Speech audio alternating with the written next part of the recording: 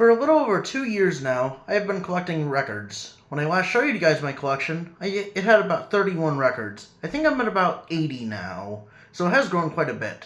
So much so that I don't really want to cover all the new additions in one video, but I at least want to show what's on my favorite shelf, or at least some of those records. The records on this shelf right here, I don't know if you can, yeah, you can't see that, but the record in that area those are the records I enjoy the most and listen to more than the rest. While there are some obvious choices in there may be a few that surprise you as well. Without further ado, let's go.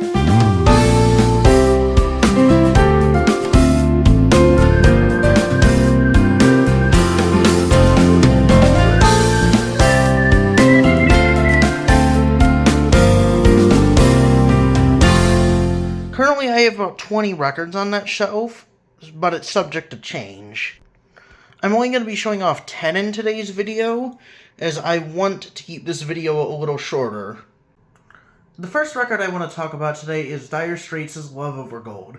This album literally has my favorite song of all time on it, so it has to be up there. It's an album full of long songs with fantastic solos. All songs are longer than 5 minutes. Some are angry, some are calm, some are beautiful, but they're all fantastic. Telegraph Road in particular is probably the greatest song I have ever heard, with its storytelling and grand feel. It does taper off a little bit after that, but I still feel like this album deserves a solid place here.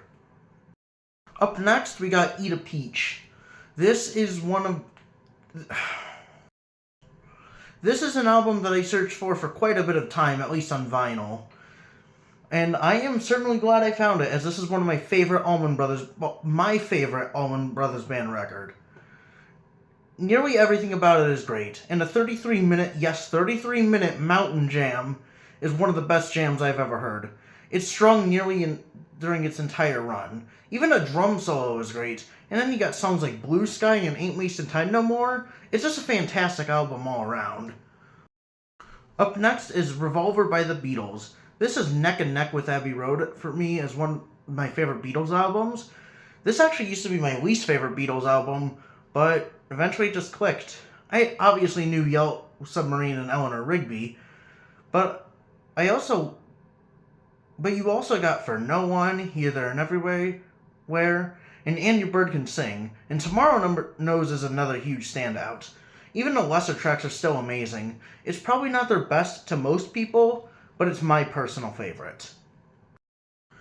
Up next, we have a Billy Joel record with The Stranger. This is actually the very first record I ever received, and it was one of the best ones to start off with. It's just hit after hit after hit. Scenes in an Italian Restaurant is one of my favorite songs, both by Billy Joel and in general, for similar reasons to Telegraph Road. This album really only peters out at the end with the last two songs, but it's still a very, very, very good album. And while my copy is kind of beat up, I still love it. Okay, this is one of the best finds I've ever found. A fairly beat up copy of Out of the Blue for $8. It looks wretched, but it plays fantastic.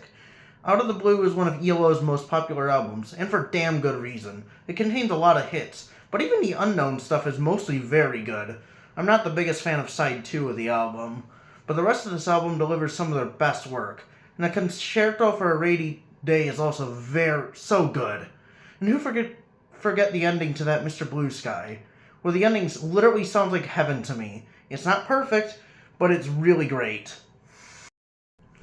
This one isn't like the others I brought up, but I want to talk about Best of the Doobies. This is one of the albums, despite it being a compilation, that I listen to the most. Why? Well, it's just a really good listen with many really great songs. Sure, a lot of the songs kind of follow a similar formula, but they just put a smile on my face. I probably listened to China Grove and Long Train Runnin' at least 60 times each, and I really only discovered those songs within the last year or so. While this band really isn't the best, this is one of my favorite compilations I own. Here's a bit of an odd pick. Harry Chapin's Verities and Balderdash. This is usually an artist you see in the bargain bins, but in my opinion, this album has a lot of quality to it.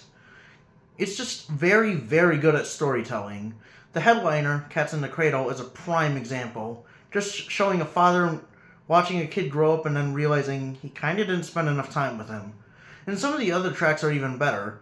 The song What Made America Famous has absolutely excellent imagery, and I could genuinely see it being a short film. It's amazing. And a lot of people who talk about this album don't really like the overproduction. I honestly don't mind it that much. In fact, I kinda like it, but that's just me. My only real gripe with the album is the final track, which is a huge step down from the rest of the album, being a novelty song. But the rest of this album, while not like the greatest thing in the world, is a favorite of mine, and has a lot to like. Another really great compilation I like is Bob Dylan's Greatest Hits, the 1967 version.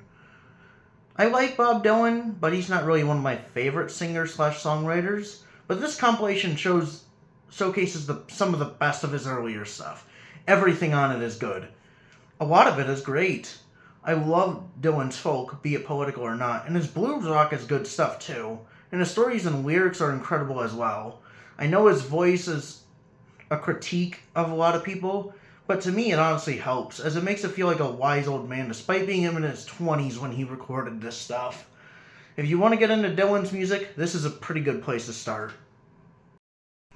I've already talked about Who's Next in a short I did a while back, but my opinion still rings true. This album contains some of the greatest rock songs of its time, with Won't Get Fooled Again, Baba O'Riley, and Behind Blue Eyes. The former song is especially great, with its energy and just how freaking cool it sounds.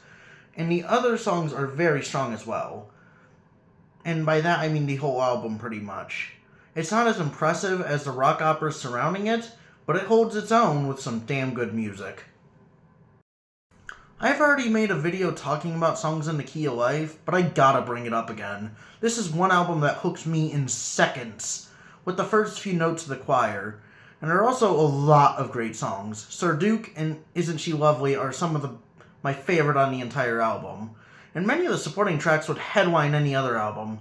Hell, one of the most famous rap songs ever, Gangsta's Paradise, got its start with this album with Pastime Paradise.